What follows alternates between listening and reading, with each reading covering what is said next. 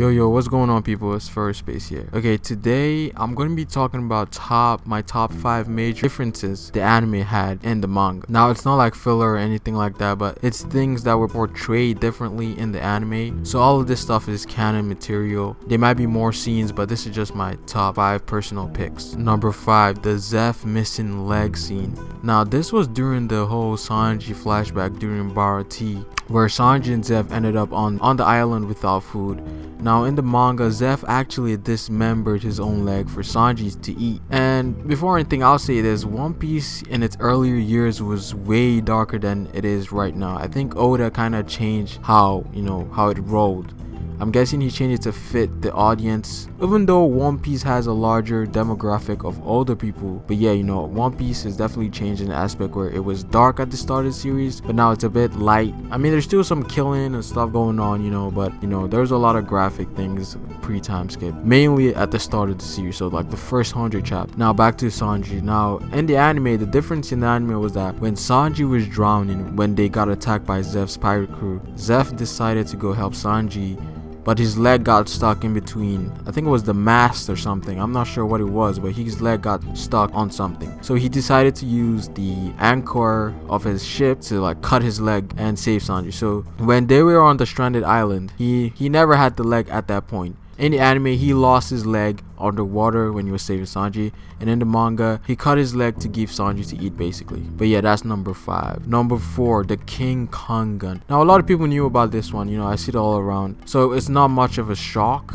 In the anime, Luffy's King Kong gun and Doffy's heavily string had a clash that lasted for a good while, and it even showed like Doffy's string piercing Luffy's haki and like his punch. So the anime definitely made Doffy look a lot better, because it made it seem like Doffy's and Luffy's King Kong gun attacks were about equal, where they were about the same power. But obviously Luffy won that because his is stronger, but they were about the same in the anime. Now in the manga, King Kong gun absolutely destroyed Doflamingo's strings. There was no clash. It was just straight on. The strings just bent. They just broke as soon as they came in contact with the King Kong gun. So in the manga, made Luffy's King Kong more impressive, but in the anime, Doffy's heavenly strings were pretty cool, but they still lost. But it looked like those attacks were about equal, and there was a huge clash. So yeah, that's number 4. Number 3, Luffy versus Horde. Now in the anime, they kind of stretched out the scene where Luffy was on the ship fighting Horde. In the anime, they stretched that whole scene to like a whole 20 minutes fight, and it made it seem like Luffy was struggling with Horde, but that wasn't really the case, because in the manga, Luffy's Red Hawk kind of like destroyed Horde, because he took it though. He came back up, but he was heavily injured. And after that, Luffy did one elephant gun, and that pretty much took Horde down for the count. There was no struggle whatsoever. Luffy pretty much destroyed Horde in the manga. But in the anime, they added a bit of filler here and there and extended the fight. Horde looked more impressive in the anime. In the anime, Horde looked pretty damn good. But the manga kind of just like Horde was nothing to Luffy at that point. Now number 2, Dragon saving Sabo. Now not a lot of people talk about this one, because the episode came out like a couple of months back. This was like after Dressrosa. Now the manga showed, they showed during the whole Sabo flashback in Dressrosa, when Sabo was about to leave for his journey when he was young, he got shot down by a Tenryubito, the Celestial Dragon. They shot his ship down, and he was drowning in the sea a couple of panels after. Then at this point, Dragon grabbed Sabo's hand.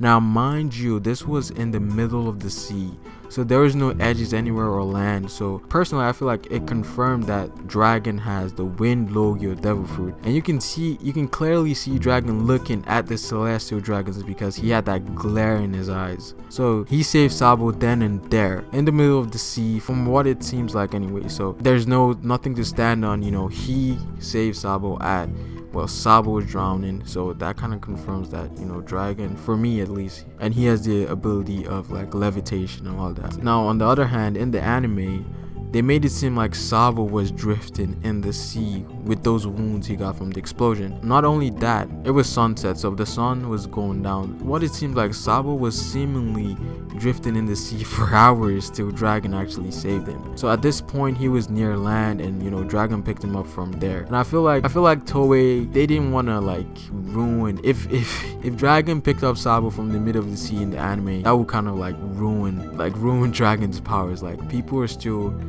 theorizing about Dragon's powers. You know, I don't think Toei wanted to spoil it at that point, because you know, technically the dude was in the middle of the sea. If they put Dragon in the middle of the sea picking up Sabo, yeah, that's pretty much confirmation. But you know, they put him on land, so yeah, they weren't sure. I'm not sure what they were trying to do there, but you know, I may be wrong on this whole thing. And another scene that kind of caught my attention was when we saw him on the ship when he came with Sabo. This was it was kind of evident that, you know, Dragon has a Logi again, because if you look at his mantle or his cape, like if you look at that stuff, like that's kind of like just confirmation for me, because it looks like it's mixing up with the wind, and he has like this, he just kind of popped out of nowhere and just was on the ship. So this was big proof for me, at least. I'm not sure about you guys. Maybe some people might think you have a dragon or anything like that, but you know, I think this dude legit has a wind Logia. Number 1, Akainu versus Whitebeard. Again, the manga does not hold back. Akainu versus Whitebeard was actually quite a brutal fight in the manga.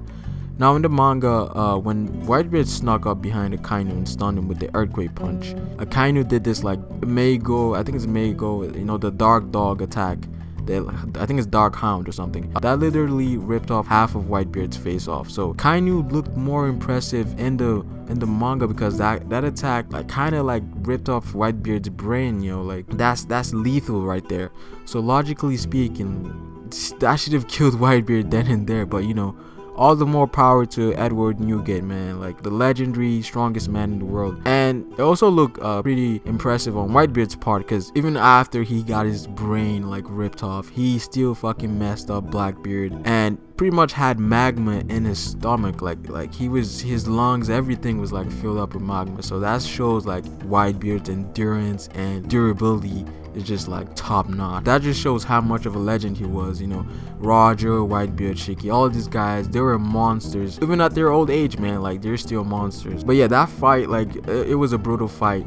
Akainu and Whitebeard, both of these guys were just beasts. Like even though Whitebeard kind of won that fight, I still think like both of these guys are just straight up monsters, and they should be respected as top tier in the One Piece verse. Now in the anime, before I say something, Toei disrespected not only Akainu but also Whitebeard. But first, the difference here is Akainu did not rip off Whitebeard's face. He just kind of took out his mustache. But the Dark Dog attack Akainu did on Whitebeard, that was like the second attack he did on his stomach. So in the manga, it was his face he ripped off. In the anime, he made a second hole in Whitebeard. I think it was up in his chest, so his heart or something. Like that attack was lethal for Whitebeard. Now the reason I say they disrespected Akainu was that when Whitebeard got behind him in the anime, they made it seem like he shot his pants and like he was like shook or something, like he was scared. I mean, it is Whitebeard, but you know, I feel like Akainu, he ain't scared of nothing, bro. Like even if the strongest man is in front of him, he's not gonna be scared. Now from what I got from that chapter, he didn't even know like Whitebeard was there. He just got stunned by his sneak attack. But you know, Toei kind of downplayed Akainu, but I get the idea where they wanted that scene to look more satisfying for the fan base, that you know, because Ace died, you know, they want that revenge to be like satisfying. But yeah, I feel like Akainu disrespected by Toei. You know, Toei gotta step their game up. Some horrible stuff lately, man. Now when it comes to Whitebeard, the anime also kind of disrespected him as well. When Akainu did the Hellhound attack, the Dark Dog, Meigo, and when that hit him in the chest, yo, Whitebeard got on his knees, bro. Like that was just respect. It was said that even in death, like Whitebeard would not fall. Like Whitebeard died standing. Like that shows that his body did not want to give up. But you know, he was getting old and everything. But you know, even death could not even put Whitebeard down. It is saying Akainu did. That means Akainu is greater than death, seemingly. So yeah, I definitely think, you know, Toei, they gotta step their game up, especially post time skip. The pre-time skip animation, everything in the pre-time skip was pretty damn good. I feel like pre-time skip had better moments in terms of animation, like pacing, plot, like everything. Pre-time skip was pretty damn good. You know, Toei, they're kind of slacking now. I mean, they have 2 series running now. They have Dragon Ball Super, and they're running One Piece as well. But I think that they have priority over, like, I think Dragon Ball Z gets like priority right now. But you know, One Piece is still the top in the anime revenue or whatever. You know, I think it's still on the top. I think Dragon Ball is just under it, but you know, that's pretty much my number 1, Kainu versus Whitebeard. So yeah guys, what do you think about the list? Comment down below, share, and like the video guys. Like the video. It's Ferro, and I will see you guys next time. Peace out.